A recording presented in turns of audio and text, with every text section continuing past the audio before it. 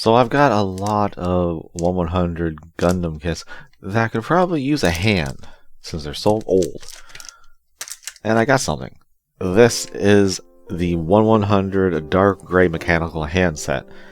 And they're fully posable hands for 1/100s. Now, I don't know how they fit with all 1/100s. I want to try a couple different versions of 1/100 kits, high grades, master grades, and see how well they actually work with the set kits. It's not going to be too complicated, and it looks like they're a lot like real grades, where they're pre-built on the sprue, and then you just cut them off, and they can move. Hopefully they hold better than when fingers from master grades come off. I find once it's off, it doesn't go back on properly. It always comes off if you just like touch a little bit, so it's never like as good as it was. So I'm hoping these go together and are pretty sturdy, hopefully. And it's gonna be interesting to see how big they are, because I know there's also 1/44 scale ones, but this is the first time I've actually got ones. So I'm interested to find out what it's gonna be like. Well, I'm happily surprised by these hands, and I definitely need to get in a little closer. They're really good.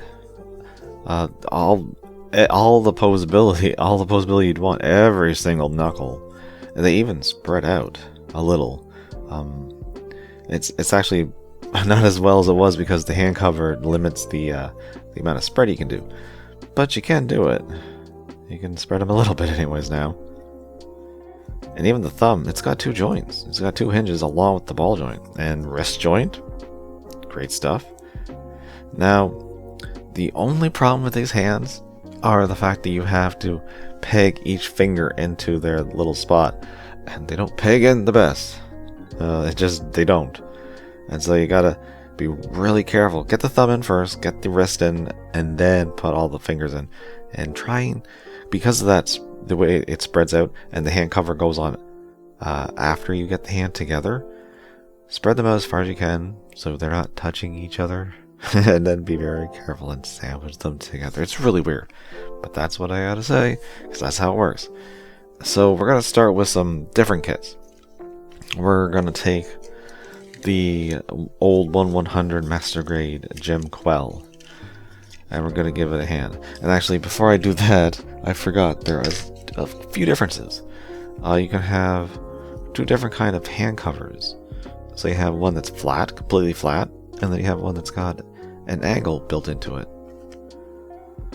So you can choose which one you'd rather have. I definitely like the one that has the angle compared to like just complete flat. Just gives a little more character. There's also different lengths for the peg. So you can see the one's a little longer, which makes sense. Some arms, the ball joint socket is a little sunk in. So I understand. So anyways, we're going to use the Quell here. Old Master Grade 1.0 hands. Very, very basic. But let's see if it'll fit with these. See how it works. That wrist hinge might be a little bit of a problem, but let's see. Okay, that actually works. That actually works really well. Let me switch to the other hand. Let's see how that goes.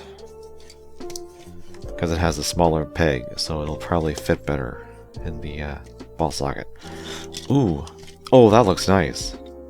I really like that, actually. Yes.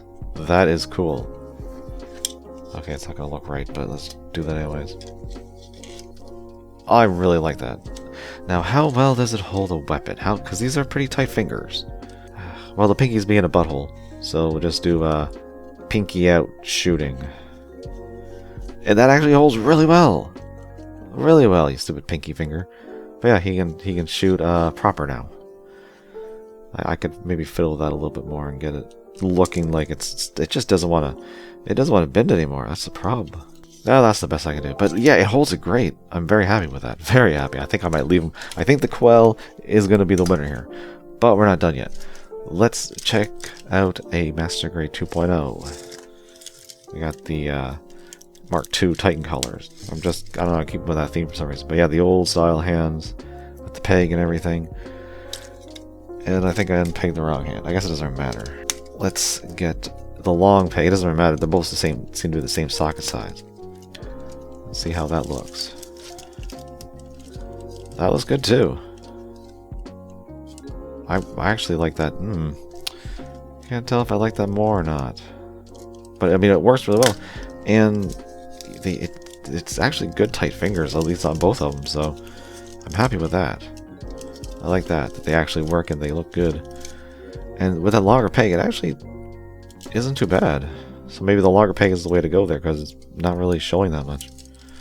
Alright, how about a non-universal sentry, which is a little bit shorter, because wing kits are shorter than normal universal sentry. They also have these covers, which might pose a problem. So let's see how this will work. Oh, it goes in.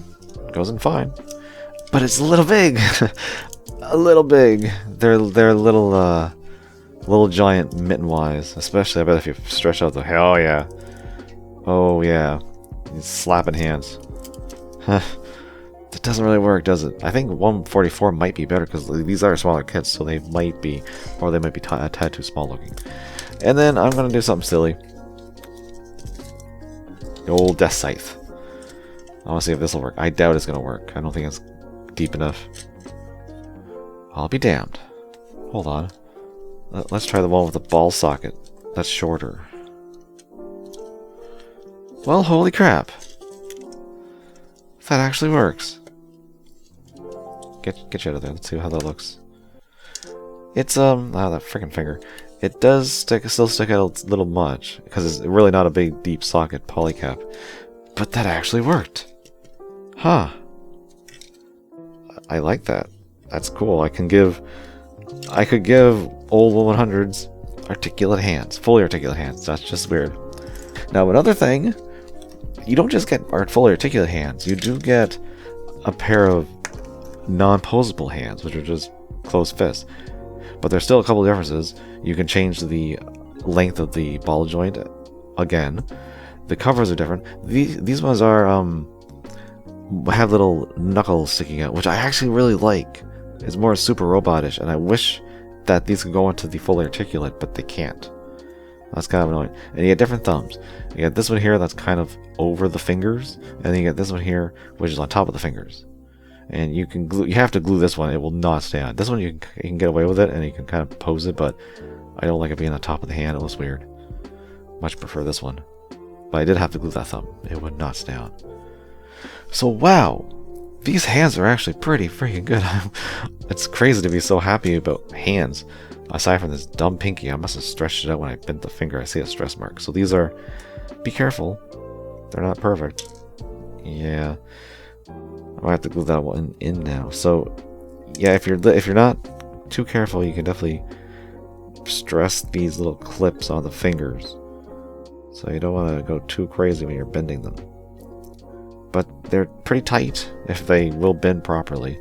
And they look really good on most master grades. The ones that are smaller, like the wing kits and probably X kits, and probably G Gundam, would look a little... G Gundam might be okay, but the other ones are kind of too small for these hands. But normal size ones that are like 18 meters, like the RX-72, average size, seem to look really good. And they even work on old kits. Wow, that's crazy. So now I want to find more.